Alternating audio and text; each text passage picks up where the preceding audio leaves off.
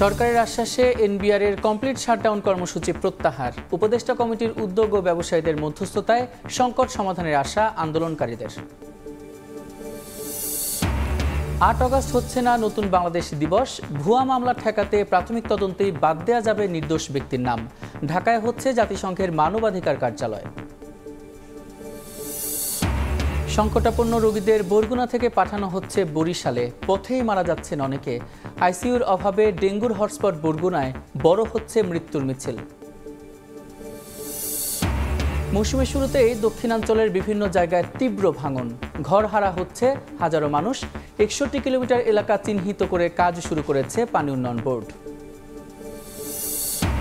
এবং ভরা মৌসুমে চালের বাড়তি দরের উত্তাপ বাজারে। নওগাঁর মোকামে বস্তায় বেড়েছে ৪০০ টাকা। হাট থেকে কম দামে ধান কিনে চড়া দামে বিক্রি করছেন মিলাররা, অভিযোগ চাষিদের।